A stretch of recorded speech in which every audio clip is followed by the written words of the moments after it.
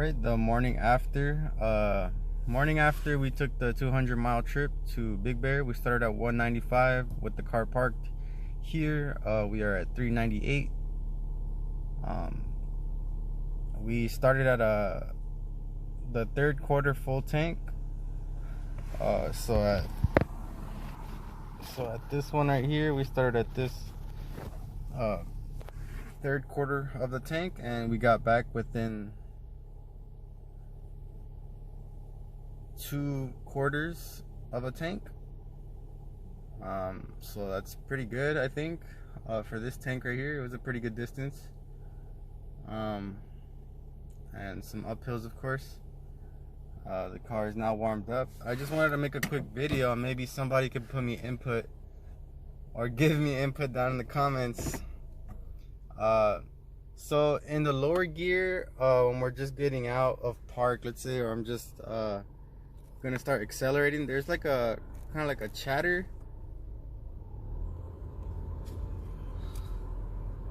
I have to be going a little faster, but it sounds like kind of like a whistling in a sense as well. I'm gonna try to get it down.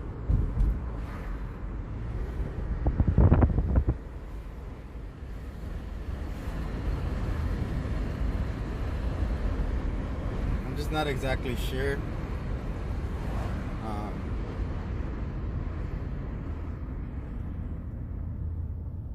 Or let me try to step on it.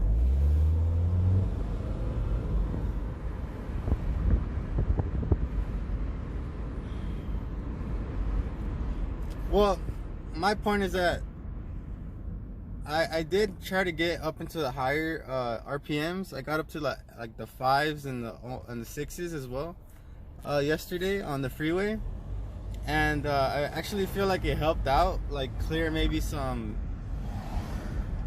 in the lines or something. But on the lower end of the torque right here, it just sounds more so like before the rebuild, like it sounds a little tractory. Whereas we're in the freeway, you know, it's a little bit more happier to be in those speeds and to be running at that level. But yeah, the best way I can explain it is just the like the tractor soundingness of it. And then at some point, maybe I'll be able to get it down. When I hear it pop up, maybe I'll just start the video back up. But as of right now, like I said, just barely when I'm starting off here on this first gear from a stop. If I'm going like really slow and barely touching the gas. Okay, let's start from right here. Let me see.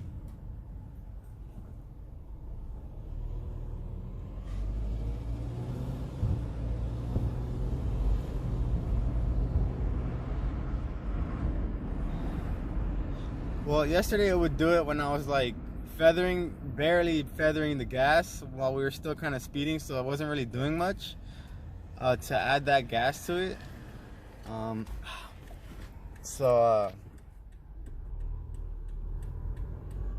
But yeah, like I said, I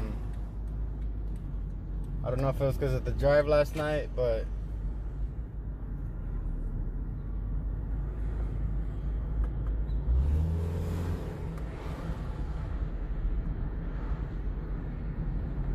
yeah, also like I said, from the rebuild, they missed one screw, and then they broke off the plastic of another screw where the plastic timing cover, I think, is. Yeah, I hope that's not what's rattling, because then I'm just kind of being paranoid.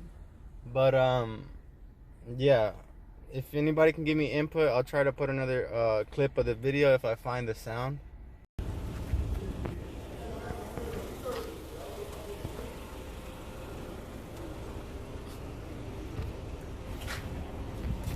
I'm gonna be kind of pissed if it doesn't pass. So the car did end up passing, no problem. So that's a good sign.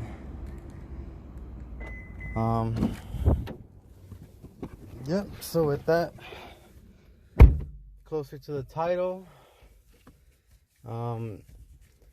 Video within a video, but I'm on my way home, so then Carvana representative can come check out my the CRV I'm financing, and I guess we'll see how that goes from there. I'll be able to give you guys advice, I guess, or just to see how legit and smooth the process is really selling your car to Carvana without getting another car.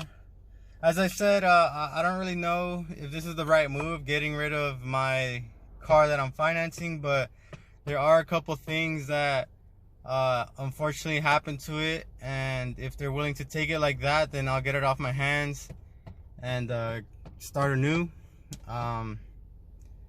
Either if that's with this one, or I'll just continue to progress in the momentum that I'm creating right now.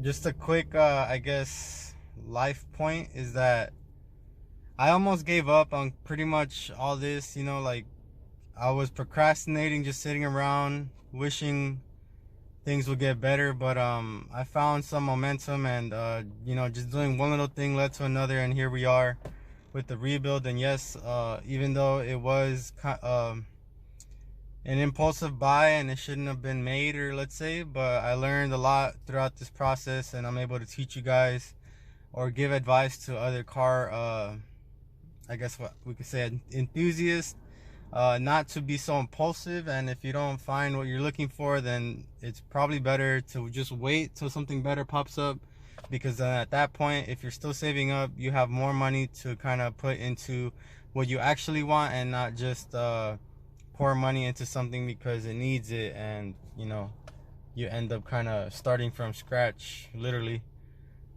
depending on like I said, if I keep this one or sell it. I'm just gonna kind of see what the signs are of life right now, and see how everything aligns for that. But like I said, overall, just want to see if I can get that financing out of the way, so I'm no longer in debt, and you know, I can move forward like that, and try to spend more time and space in my mind to hopefully bring you guys value in something, at least, you know. So the Subaru passed Smog, no issues. It's running fine. That's a good sign. It's passed Smog, so technically it's valid to be on the road. Let me know if you guys have any questions or comments, any ideas, or if you're going through a financial car situation, maybe I can advise you, like I said, after today, on how Carvana works, and I'll let you guys know how that works.